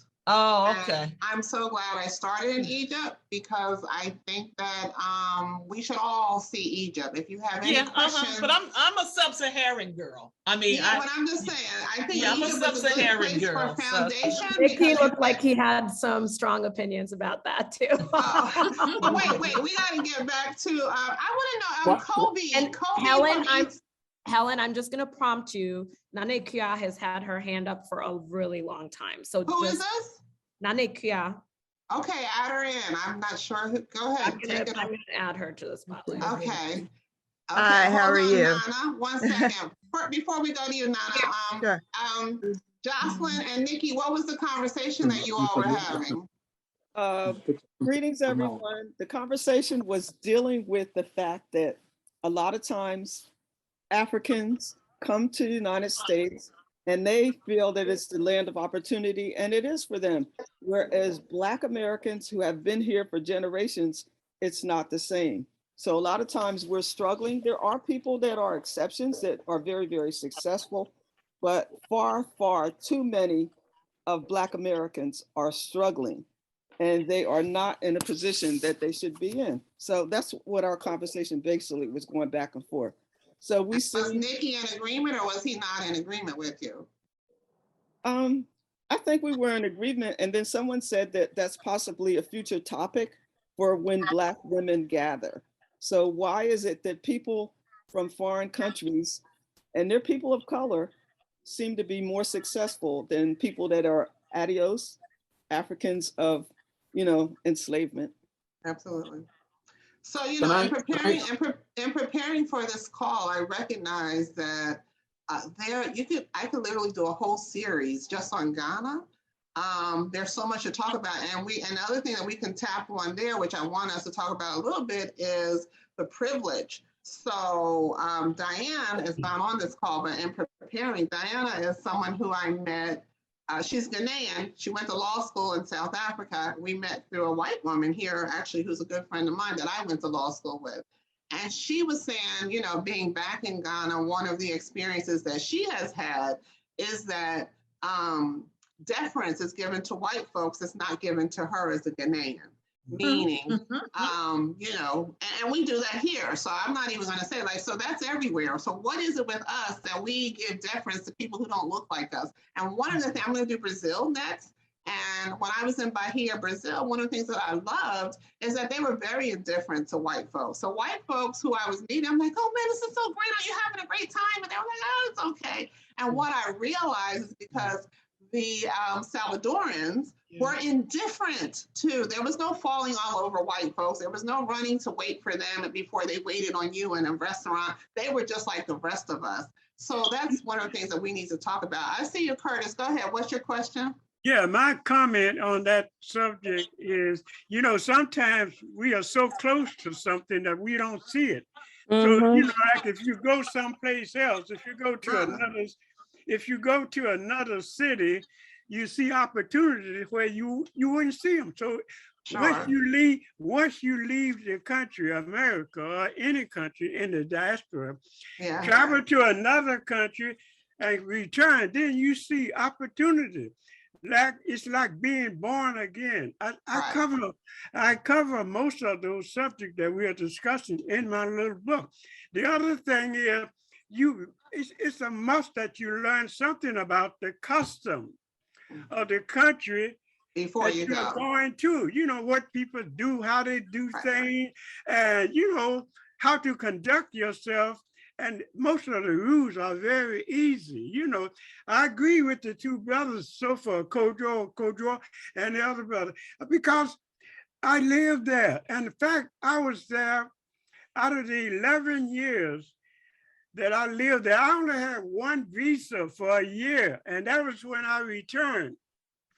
I left my passport. Now. It's different now, Kurt. No, it's not. It's not. It is. With the visa, Right now, I have families there. I have great nieces, nephews. I have, I'm in touch with them closer than I am, more closer than my biological family here in the state. We communicate back and forth. If I was going there, the first thing I would do, like some of your guests have spoken, I would set up a business. First, I would go and live there maybe for a month or two to see and make some friends. Make friends. And then you can distinguish who is the good guy and who's the bad guy. Right. And so it's not really, it's not it's like moving from Chicago to Mississippi. So always got to do your homework first. Thank you, Curtis. You have to make the adjustment. I want to bring in Nana, because Nana's been waiting. Go ahead, Miss Nana. Nana, so you have many Nanas on now. Nana is here. Nana Akwaaba. And then I brought on Nana Kwame because he's had his hand raised also. Hey, Nana Kwame, we got you next. Go ahead, Nana. Kua. Thank you so much. Actually, Nana Kwame is my husband. Okay, so tell us about Nana. So Nana is not a girl's name. Tell us what that, talk to us. Well, we're both chief and queen mother in the Moree area of Cape Coast, which is fairly recent. And the reason why I wanted to jump in is that I know you had like 4 categories of diaspora and Africans, but there's one category I wanted to also bring up. There are some of us who aren't necessarily looking to completely move to Ghana, but plan to do a lot of work in Ghana, even though we're African American, we're part of the diaspora. But I think some of us feel that, everyone has to move to Ghana, which doesn't always have to be the case. There's a lot that you can do to support the country and make sure that it thrives from wherever you are in the diaspora. And that's something that Nana Kwame and I have been trying to do. We are very close with some of the chiefs that are there, Nana Obakesi, and Nana Kwa, David Whitaker. I'm not sure how many of you may have heard of them, but we were part of the conference that was done with ADDI, with the ambassador while we were there in December. And we've made several trips back and forth trying to help with the educational system there. We're on an advisory board to create a new university in the area called Obakesi University of Excellence.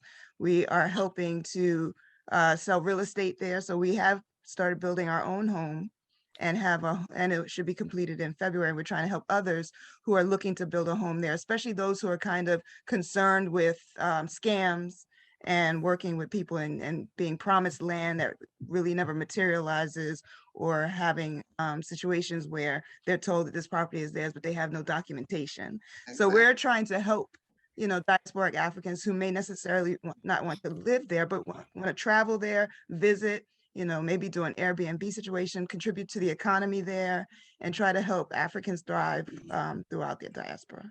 So Karen just put in the chat, Karen, what's your question? Does Nana mean grandmother?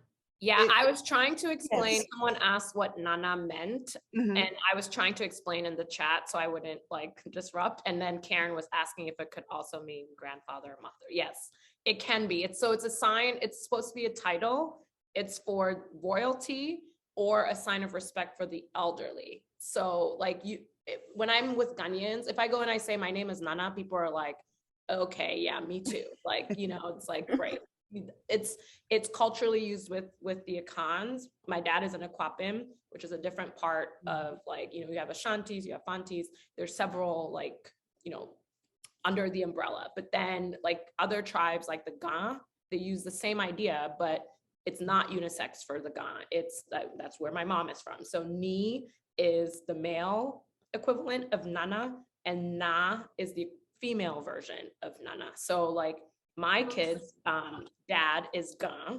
I'm half Ga, half Akwapim, but the kids have Ni and Na in their names, as well as their English or Christian names. So the naming structure, usually now there's a lot of intermarriage and lots of that, but typically if you hear a Ghanaian name, you can understand often which tribe they're from, sometimes even the geographic area. You can sometimes know, the day of birth, you can know their birth order. Like my mom's part of the Ga, they name by birth order. So if you hear my mom's name, she's a second girl. I have an aunt who was born after twins. And when she says her name, that she was born after twins. You can tell if you're the third girl, the fifth boy, there's a naming structure. So that's a whole other conversation. That is. That's very interesting.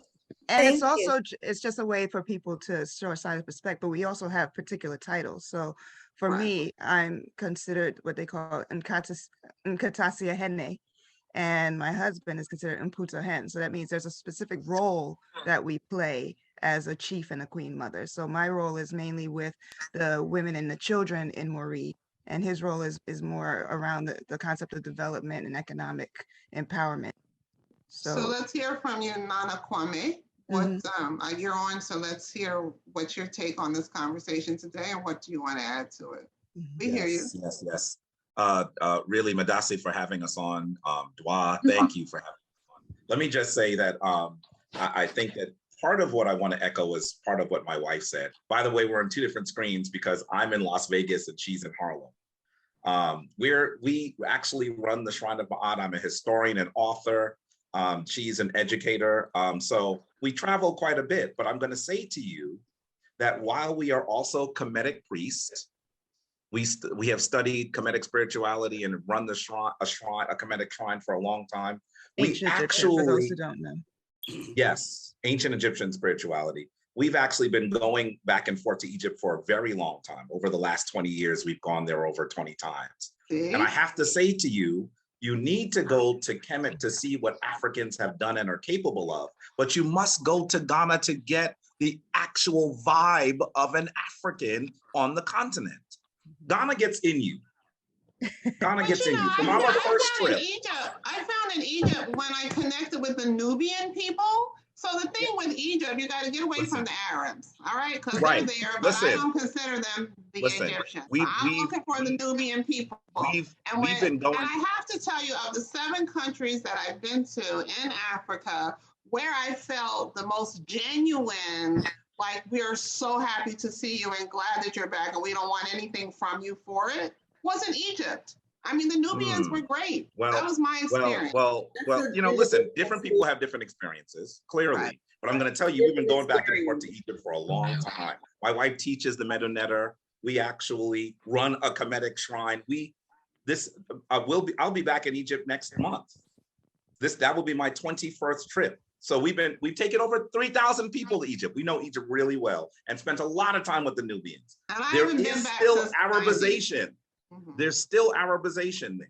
Yeah. I truly believe that on our first trip to Ghana, I found that when I got back to the United States, I would have dreams of being in Ghana. And those dreams were the most mundane dreams. At first I was like, why do I have a dream where Anika's sleeping, Nana Akua is sleeping, and I go to the market to get some food? I think what was happening is my subconscious was saying, you could just be there. It doesn't have to be some dramatic, spectacular thing. You could just live there. Yeah. And so what I'm trying to say is that our plan, and I think that I'm so happy that Nana Kua actually described it this way. We're not selling our house in Harlem. We're not, right? But we don't intend to be in Harlem that often either. Our real plan is to be, as I say, bicontinental. Our goal is to find ways to contribute significantly to the folks, the Fanti people in the central region that we have roles with, and also in the United States. I truly believe that if we look at people around the world, those people who are most powerful are global. There are these little things called planes now. It's not necessary for you to just be in one place at one time. Africa does not need all people of African descent to move back. Right. They need us to be Africans where we are and to move of one accord. Diasporan Africans are situated in the economic centers of the entire world. And we know how we got there. But the reality is, if we were able to move of one accord, we would see the rise once again of the continent and the rise once again of African people. So I just want to say that I think that model needs to be described as well. So I want to Sally Ann's friend Aloma. I know she wanted us to hear from you. Aloma and Carl Johnson. Can I bring you on screen? Because you travel to, I don't know if you go to Ghana a lot, but you go to Africa a lot. And Claudia was in Stool, is that how you say it, in Africa? And maybe she can talk to us about that too. Hi. Yes. Good evening. Hi, Aloma. So tell us who you are and what your experience has been. Well, my name is Aloma Ingram, and I was born in Kingston, Jamaica. I started going to Ghana in 2002. In 2006, I was installed as the Queen Mother of Development.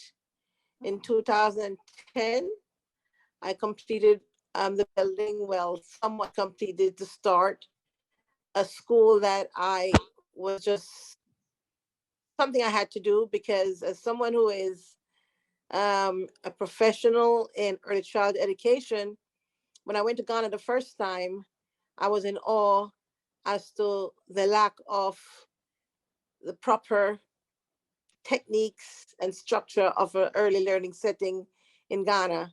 And I made it my duty to help to make a change for that, where I was, had the Department of Education director in NSWAM at the time. Her name was Mrs. Loco. She's now deceased. She took me under her wings. We were training teachers in workshop and, classroom strategies and implementations, helping young Ghanaian caregivers to learn the proper strategies and techniques in working with small children, which is my passion and still is, and I think will always be. With that being said, I have became very prominent in the community in the Equipim region, being a part of the Paramountcy, the Paramount Palace, being taken on the wings of Nana Jankwesi. I've had and learned under the wings of the Queen Mothers. I want to also agree with the brother that says that not everybody needs to move, but also to get the message across that no matter where we are as Africans, the connection is to be in sync and to recognize that our continent needs us. And in that being said, for us to be recognized and respected as who we are as royalties across the globe, we must help to make our people in a better image as to who we are as individuals and large. So basically, globally, that's something for us to do globally. No matter where we stand in Black. I agree with you. Everywhere we are. Yeah. And so when we are respected as Africans, we demand that respect by the way in which we even conduct ourselves. Right. And so it's a work in progress. Yes. And I must congratulate you for having this forum today, and everyone who's taken the time to be on it. Yep. That every one of us has a part to play in how we're seen as Africans and how we move as Africans globally. Ghana. When I went to Ghana, it was in 2014. It was also the year that Maya Angelou passed away. She passed away like right before I got there. And I just wanted to read something by her. So I picked up her book, All God's Children Need Traveling Shoes. Unbeknownst to me, it was about her time being in Ghana. So it was very perfect that I picked up that book. But in that book, she talks about Afrocentrism, where the things that no matter where you find Black people, the things that we all have in common. CP time, start calling them out. Colored people time, we're always late. But you guys in Ghana, y'all take that to a whole nother level, this whole latest thing. Sylvia is gone, but that was why. Can I just say one thing? Because I know we kind of focus on the CPT time. One thing I'm going to say, though, when I was in Ghana, I have never seen such industrial people who get up early in the morning and start getting busy. I felt so guilty when I stayed in my... I'm telling you, on time for nothing. Weddings that start 2-3 hours. Like, I remember having an appointment with the cable guy. I'm rushing to be home by 12. They're like, girl, please. He's not even going to come till 2. And that happens. But what I'm going to say is, I'd rather that than to be where I am, seeing people on the corner doing absolutely nothing. When I go to Ghana and I see 5-year-old children working at 4 a.m. I see 50-year-old men working at 4 a.m. When I stayed at my friend's home, I felt guilty sleeping at 6 a.m. The rooster had already crowed and people had already started working. And I felt like I needed to get up and do something when I was on vacation. People work hard. That's true, but that's something different than what we're talking about, right? Because we can talk about that. And the reason people hustle hard, which I think people need to understand when they come here, is because there is no safety net in Ghana. If in fact you don't work, you don't eat. There's no welfare, there's no social security, there's nothing. So when people come to America and they see like, I can live in the projects and pay $5, to them, that's that doesn't exist in Ghana. And I'm not saying it's a pro or a con or whatever. So you have to hustle. When you're driving down the street, people are selling just anything. I've seen people with TVs on their head. Like, it was just amazing. So yes, people were But they really. can also lay on the street and beg for money, you know. But I get that, but I would, that's, yeah, we get Just that. a quick So, note, I've You're added. talking Queen about a Mother. USA city, though. Every USA city I visit is like that you explained, Ms. Higgy. I'm unique in that I'm a professor and I teach the stuff. I visited North Africa, West Africa, Southern Africa, East Africa. Every African country I visited, I was treated very well. yes. And also you have to separate the cities that are really Euro-African cities. You know, they're on the coast. They're Euro-African cities, you know. I mean, those cities are different than Kumasi. Kumasi is a traditional city. If you go to Botswana, it's all traditional. It's all traditional. No corruption, no visa, no one trying to sell you anything. Well developed. Everyone just wrote the diamond companies came after they were independent. High standard of living. So really, you really have to look at the history of where you're going. The coastal cities like Lagos, I'm telling you right now, they're Euro-African cities. They're not just straight African traditional cities like Kumasi. Most of the African cities that are traditional are near rivers, where in the interior, where there's enough water to have large empires. Those areas, usually if you go in, you're treated very well. You don't see a lot of these pathologies that seem that, you know, we're familiar with in America. I mean, I'm just as an observation. So you gotta think about that as well. Okay. So, but no, other than that, you know, every country that I visit in Africa, you know, I've been treated How many very well. countries have you been to, Carl? Because I know you travel a lot, maybe like 13, but I made a concerted effort to go North Africa, you know, West Africa, East Africa, Southern Africa. Me too. South Africa, Kenya, which was you gotta remember, South Africa is a Euro-African city. That's not, South Africa has the same system that we had Jim Crow in the South, but Botswana is traditional Africa. So you have to know the history. I remember how when I was going to outsiders penetrated, obviously, into the traditional country. And that's all I say. But everywhere I've been to Africa, you know, the people, the regular people are beautiful. It was either old or was it really hot? It could be both. Helen, just a note that Queen Mother was. You let it sit for a while. So somebody needs some Cheryl, mute. You really Cheryl, want if you everything could muted. mute, please. Wait a minute, who is that that needs some mute? It's okay, it's muted now. And then could we just Queen Mother? Yeah, and then we're gonna wrap this up because I mean this is such a. I'm gonna remove some of you folks from screen. Thank you, Nana and Nana, for contributing. Appreciate that a lot. Can I say something before you close? I'm sorry. Can I just say something before you close off?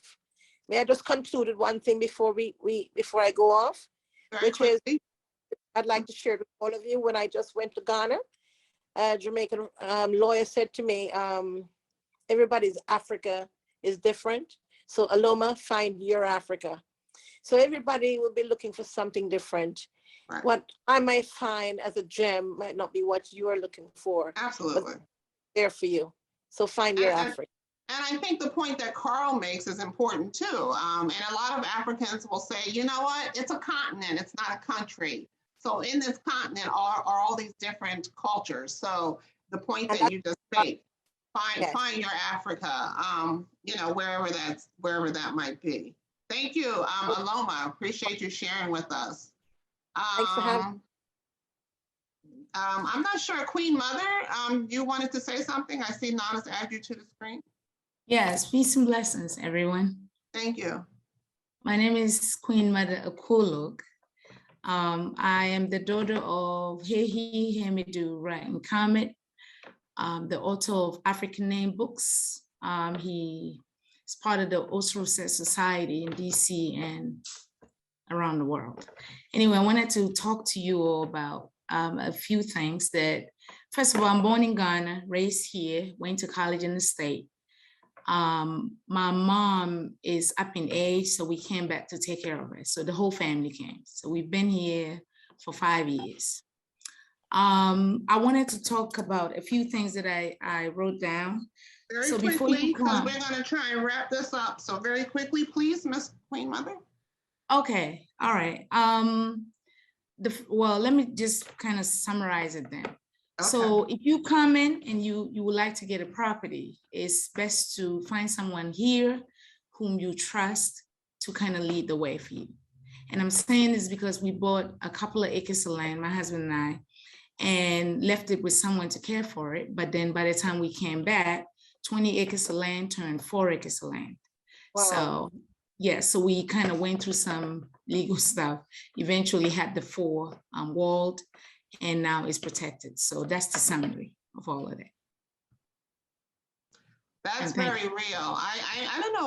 I don't know who, but when I got there, that was one of the first things people said is do not listen to any of the buy land deals. Right. So that was real. Right. Let me see, who else? There were some folks here that we didn't get to. So you live in the States now? Barbara. No, I live in Ghana. Oh, you're in Ghana. Yes, So, my mom is here. Okay. I live in DC, but we've been in Ghana for 5 years, and you know, we still here. Okay. Right. So Barbara Simmons had her hand up, and then Sewa just raised her hand also. Okay, so Miss Simmons, go ahead. Okay, thank you for this opportunity. First, I want to say Ghana was the first African country that I visited. That was in 1998. It was during the last African American Summit that Reverend Dr. Leon Sullivan held. Yes. And the Ghanaians were so warm to me. And, you know, there were times I'd walk down the street and people would say, "Welcome home, sister." So based on that experience, I moved to Liberia, sight unseen. And that's why it's important for us to keep in mind that Africa is a continent and each country is different. I lived in Liberia for 4.5 years, and it was quite a different experience from Ghana. I think, and I agree that I wouldn't ask everyone to, and not everyone can live, but every one of us can do something that will contribute to the continent. And so I think that what we need to do is be looking at what is our overall strategic plan and who can fit where and how can we go about doing it, because there's opportunities, you know, we say we don't want to go, but other people are there taking full advantage of those opportunities. And I think that we as a people need to practice Kujichagulia self-determination, because just like I live in North Philadelphia and we often talk about gentrification, rather than complain about it, I have a home in North Philadelphia, which my neighbors are, and we got more, literally we're going to the dogs, but we as a people have to decide that we are going to come together. Those, the like-minded, not everybody is into it, but the like-minded among us must come together. Thanks. Absolutely. Absolutely. Who was the other person? Thank you, Barbara. Sewa, she's not on video, so I can't add her to the spotlight. Hi, can you hear me? Yes, we hear you. Okay, hi. Remember what? Hi. I was just, someone just sent that to me, so I have 2 questions. One, is this recording going to be available for people who wanted to listen to the presentation? Yes, it will. Yes. Okay. And the second thing is, my husband and I, we just bought land in Ghana. I just recently married someone who was Ghanaian. And so we already went through the process of having the land documented, the pillars and stuff like that. So I agree that it is important to be able to have somebody there in Ghana to watch over your land, to make sure that everything is done properly. And I think one of the things that I've noticed, because he's knowledgeable about the whole process, is that people coming from the States are not knowledgeable about what the process is and what they need to do and so forth. So I didn't know whether or not, is there a committee or an organization where people who are interested in moving to Ghana or other places where they can connect and more or less have somebody who's went through the process be able to serve as a mentor or facilitator in connecting them with the right people. Thank you. Okay, yeah, I'm sure there are those organizations I'm not aware of. If you know one, drop it in the chat. I see 2 hands are going to be the last 2 questions that we're going to take, and then we're going to wrap this up. Simonetta very quickly, and Dion Butcher. Let's do Dion Butcher because we haven't heard from you yet. Go ahead, Dion. Hi everybody. How you doing? Thanks for having me. I just want to give thanks to Beverly Wellens. She invited me to this call. Had a great experience. I know she knows that I'm like very in love with Ghana. Been traveling to Ghana since 2001, and I do trips. So just a short little plug. Been to Ghana about 12 times. Agree with what everybody kind of speaks about in Ghana, but Ghana is just a beautiful place to be. So just kind of wanted to put that out there. Thank you. Thank you so much. Make sure you leave your information in the chats for people who want to do trips with you. I mean, They actually disabled the chat. No one can type. Yes. Who did It's that? I don't know. No, How did that who happen? disabled the chats? Please reenact the chats. Whoever did that, you shouldn't have done that. Let them continue to put stuff in the chat. Well, it's disabled. Okay, has it been? Okay. Yes, it's back.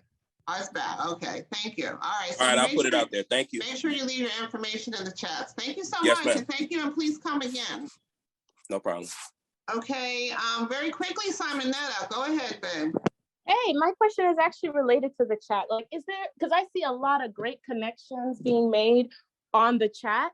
Is there any way to, like, I don't know, do you have to like take a picture of it so that you can be able to capture some of the conversations and the connections that are happening in the chat? If you want a copy of the chats, just send me an email. I'll send it to you because I always make a copy of it beforehand, before I sign off. You can also save it yourself by clicking the 3 yourself. dots. Oh, somebody say. You can save Yeah, it to I was yourself. gonna You say. click on the three dots and it'll just say save chat. Save chat. Oh, okay. Thank you guys. Okay. See, I didn't even know that. All right. Shakira Abdul, I can't believe you haven't said anything all day, but I'm glad you're here. No, I've been putting my comments in the chat. And I see Matthew calling in from Japan. What time is it, Matthew? And Ruthie, I'm sure Ruthie was here. I don't know if she's still here. What time is it? It's 5 a.m.? It's almost 4:45 a.m. Oh, hey, Miss Ruthie. All right. So see people calling. I don't see Diane from Spain, but we have people calling in from everywhere. Charlotte is here. So listen, folks, this was an opportunity for us to come together to Kobe. Is Kobe from ETI? Are you on this call, Kobe? Because I really have wanted to speak with him, but I don't know if he made the call or not. So let me just say that there's so much that we could talk about just on Ghana alone. And when we talk, my vision at some point was that we would have like, you know, a call with African folks from everywhere, but it's so hard to manage the time zones. As you can see, it's 5 o'clock in Japan. It's I guess, what time is it now in Ghana? It's almost 8 o'clock. Oh, good, you're still with us. You're still with us. Oh, there, now look who's gonna show us her beautiful face now. That's my co-host, everybody. She's been working behind the scenes. Hi. Helen, you know I don't like being spotlighted. Why? You're beautiful. So Nana, what did you think of today? Is there any parting words that you want to share from a Ghanaian perspective? No, I mean, I think it's been such an enriching conversation. I'm really grateful that people showed up. I think it's really exciting to see home through so many different lenses. And I think like Simonetta and Harriet, you know, I sort of chameleon in and out, and that's a challenge of its own, but trying to think of sort of the bridge between my parents and my children, really encouraged by the conversation and always pushing to understand more of my own culture and also to share with others. So I think I've been emailing people on the side, people who wanted to connect. I hope I got to everybody. If I missed you, I'm sorry. But like folks have said, you can copy the chat. I do sometimes try to like distill the information in some kind of like a table or something. So I'll try to do that so Helen can also send it out, because there's so much chat. Like sometimes the key information is hard to pick up. So I'll try to get the websites, the contact information for those who wanted to give that out. I will try to like put that together so folks can have that. But, you know, I think I didn't get to do this a lot during today's chat. But you know, we have these conversations all the time. So definitely feel free, if you're a woman, to join for our other When Black Women Gather calls. But if you're a guy, there's several times where we have co-ed conversations. And I think we've even had conversations with other groups like white women, et cetera. Yeah. So Yeah. certainly this has been really heartwarming. I was geeking out about the Ghana things. I was ready to speak to you all in some Ghanaian languages, but I restrained myself. This has been, yeah, a really fruitful conversation. We didn't talk a lot about the language and like people who are there. Ern, I'm going to bring you back on real quickly, but people who are there, you know, did you have to have the language? We didn't, so much we didn't cover, like, you know, what's the cost of living there? You know, what's an average apartment cost? I know when I was in Ghana, if you wanted to get an apartment, where here we pay 1-2 months deposit, there you had to pay the whole year. So I don't know if that's standard. So if you can think, and the rents were the same as they are here in the United States. So if your rent is $1,500 a month, you're talking about to move in 1,500 times 12. And then even purchasing, like they don't have mortgages there. So it's just so much to talk about. So when you buy a house there or build, whatever you build or you buy, your land is yours. So just a whole lot that we could cover. Like I said, we could do 1 million of these conversations just on Ghana alone. Before we sign off though, on a light note, Nana, what are some of the Afrocentrisms that you think we share? I mean, I talked about CP time. I think the Black woman attitude, because that is universal. Yeah, Black woman attitude. I mean, even in the patriarchal tribes, there's still, you know, the mothering, right? The role of women. So Black women, I think, share this across. Trey has something to say. What else is in common? Dancing. He noted dancing, and he's talked a lot about like the colorful, you know, the way we're all very much like celebratory and colorful in how we engage life, period. So respect for our elders. I think that's across the board. Although I did find it to still be more prominent in Ghana than it is here. Unfortunately, it's one of the things that we've lost, but historically that was something, you know, wherever you travel, you find that with Black folks. Yeah, the dancing, you're right, Trey, come on screen, Trey. On the side, come on over here, Trey. They're asking you to come over here. But yeah, and the macho, I mean, our men, you know, so there are things, so, you know, I want us to walk away from this, recognizing that and spirituality, I think we didn't talk about this very much. I think the Nanas talked about it, the married couple, but spirituality is common across several, you know, African contexts as well. So. Exactly. So there are just things, so there are so much that we have in common. And our brother from the British brother, Nikki, I think he's gone. But, you know, he was talking about the things that we have in common, and we lose sight of that. We really do. And I want us to walk away from this conversation understanding that. Also want to walk away from this conversation with an understanding that for those of you who have not traveled, there is a peacefulness. There is a peacefulness that comes for me when you leave the United States. And I can tell you that when I'm in Africa, your skin is better, your hair is healthier, because you're not eating food that's filled with a bunch of, what are they called? What is stuff they put in our food? Just preservatives. Right. So none of that. So and when I go, I usually stay a long time. I remember even being in South Africa, and I was only there for 6 weeks, but even in that time, you know, I felt more healthier. So these are things, and, you know, and, you know, when Trump was in office, just to be able to leave and not hear his voice was a beautiful But I'm just saying, like, you can leave the worries of the United States behind. And I just want people to consider all of this as an option, whether it's Ghana, you know, the call we did last time was on Panama, and one of my friends, her and her family are in Panama as a result of that. So this is what I'm saying, right?